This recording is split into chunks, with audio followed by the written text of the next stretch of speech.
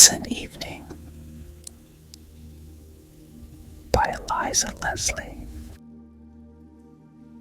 Mrs. Moreland, a polished and accomplished woman, was the widow of a distinguished senator from one of the western states, of which also her husband had twice filled the office of governor.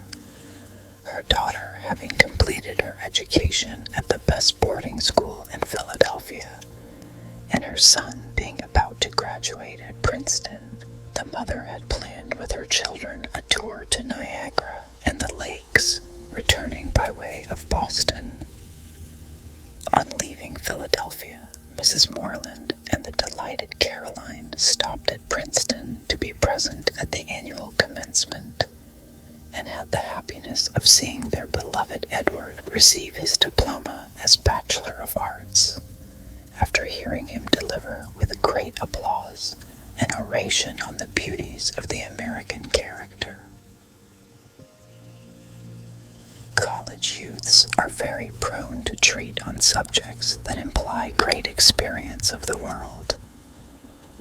But Edward Moreland was full of kind feeling for everything and everybody, and his views of life had hitherto been tinted with a perpetual rose color. Mrs. Moreland, not depending altogether upon the celebrity of her late husband, and wishing that her children should see specimens of the best society in the northern cities, had left home with numerous letters of introduction. But when they arrived in New York, she found to her great regret that, having unpacked and taken out her small traveling desk during her short stay in Philadelphia, she had strangely left it behind in the closet of her room at the hotel. In this desk were deposited all her letters, except 2 which had been offered to her by friends in Philadelphia. The young people, impatient to see the wonders of Niagara, had entreated her to stay but a day or 2 in the city of New York, and thought these 2 letters would be quite sufficient for the present. In the meantime, she wrote back to the hotel, requesting that the missing desk should be forwarded to New York as soon as possible. On the morning after their arrival at the great commercial metropolis of America, the Moreland family took a carriage to ride round through the principal parts of the city and to deliver their 2 letters at the houses to which they were addressed, and which were both situated in the region that lies between the upper part of Broadway and the North River. In one of the most fashionable streets they found the elegant mansion of Mrs. St. Leonard, but on stopping at the door were informed that its mistress was not at home.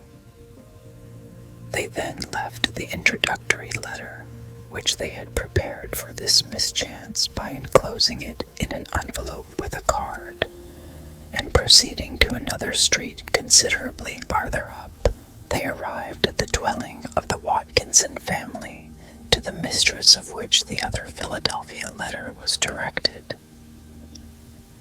It was one of a large block of houses all exactly alike, and all shut up from top to bottom, according to a custom more prevalent in New York than in any other city. Here they were also unsuccessful, the servant who came to the door telling them that the ladies were particularly engaged and could see no company. So they left their second letter and card and drove off, continuing their ride till they reached the Croton Waterworks, which they quitted the carriage to see and admire. On returning to the hotel, with the intention after an hour or 2 of rest to go out again and walk till near dinner time, they found waiting them a note from Mrs. Watkinson expressing her regret that she had not been able to see them when they called, and explaining that her family duties always obliged her to deny herself herself the pleasure of receiving morning visitors, and that her servants had general orders to that effect. But she requested their company for that evening, naming 9 o'clock as the hour, and particularly desired an immediate answer. "I suppose," said Mrs. Morland, "she intends asking some of her friends to meet us, in case we accept the invitation, and therefore is naturally desirous of a reply as soon as possible. Of course we will not keep her in suspense." Mrs. Denham, who volunteered the letter, assured me that Mrs. Watkinson was one of the most estimable women in New York, and a pattern to the circle in which she moved. It seems that Mr. Denham and Mr. Watkinson are connected in business. Shall we go? The young people assented, saying they had no doubt of passing a pleasant evening. The billet of acceptance having been written, it was sent off immediately, entrusted to one of the errand-goers belonging to the hotel, that it might be received in advance of the next hour for the dispatch post, and Edward Morland desired the man to get into an omnibus with the note, that no time might be lost in delivering it. "It is but right," said he to his mother, "that we should give Mrs. Watkinson an ample opportunity of making her preparations, and sending round to invite her friends." "How considerate you are, dear Edward," said Caroline, "always so thoughtful of everyone's convenience. Your college friends must have idolized you." "No," said Edward, "they called me a prig." Just then a remarkably handsome carriage drove up to the private door of the hotel. From it alighted a very elegant woman, who in a few moments was ushered into the drawing-room by the head waiter, and on his designating Mrs. Morland's family, she advanced and gracefully announced herself as Mrs. St. Leonard. This was the lady at whose house they had left the first letter of introduction.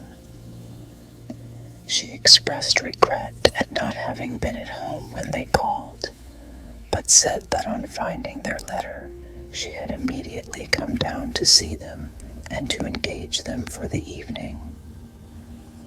"Tonight," said Mrs. St. Leonard, "I expect as many friends as I can collect for a summer party. The occasion is the recent marriage of my niece, who with her husband has just returned from their bridal excursion, and they will be soon on their way to their residence in Baltimore. I think I can promise you an agreeable evening, as I expect some very delightful people, with whom I shall be most happy to make you acquainted." Edward and Caroline exchanged glances, and could not refrain from looking wistfully at their mother, on whose countenance a shade of regret was very apparent. After a short pause, she replied to Mrs. St. Leonard, "I am truly sorry to say that we have just answered in the affirmative a previous invitation for this very evening." "I am indeed disappointed," said Mrs. St. Leonard, who had been looking approvingly at the prepossessing appearance of the two young people. "Is there no way in which you can revoke your compliance with this unfortunate first invitation? At least I am sure it is unfortunate for me. What a vexatious contretemps that I should have chanced to be out when you called, thus missing the pleasure of seeing you at once and securing that of your society for this evening. The truth is, I was disappointed in some of the preparations that had been sent home this morning, and I had to go myself and have the things rectified, and was detained away longer than I expected. May I ask to whom you are engaged this evening?" Perhaps I know the lady. If so, I should be very much tempted to go and beg you from her. The lady is Mrs. John Watkinson, replied Mrs. Morland. Most probably she will invite some of her friends to meet us. That, of course, answered Mrs. St. Leonard. I am really very sorry, and I regret to say that I do not know her at all. We shall have to abide by our first decision, said Mrs. Morland, by Mrs. Watkinson mentioning in her note the hour of 9. It is to be presumed she intends asking some other company. I cannot possibly disappoint her. I can speak feelingly as to the annoyance, for I have known it by my own experience, when after inviting a number of my friends to meet some strangers, the strangers have sent an excuse almost at the 11th hour. I think no inducements, however strong, could tempt me to do so myself. I confess that you are perfectly right, said Mrs. St. Leonard. I see you must go to Mrs. Watkinson, but can you not divide the evening by passing a part of it with her and then finishing with me? At this suggestion, the eyes of the young people sparkled, for they had become delighted with Mrs. St. Leonard, and imagined that a party at her house must be every way charming. Also, parties were novelties to both of them. If possible, we will do so, answered Mrs. Morland, and with what pleasure I need not assure you. We leave New York tomorrow, but we shall return this way in September, and will then be exceedingly happy to see more of Mrs. St. Leonard. After a little more conversation, Mrs. St. Leonard took her leave, repeating her hope of still seeing her new friends at her house that night, and enjoining them to let her know as soon as they returned to New York on their way home. Thank you for listening. Have a good night and take care of you.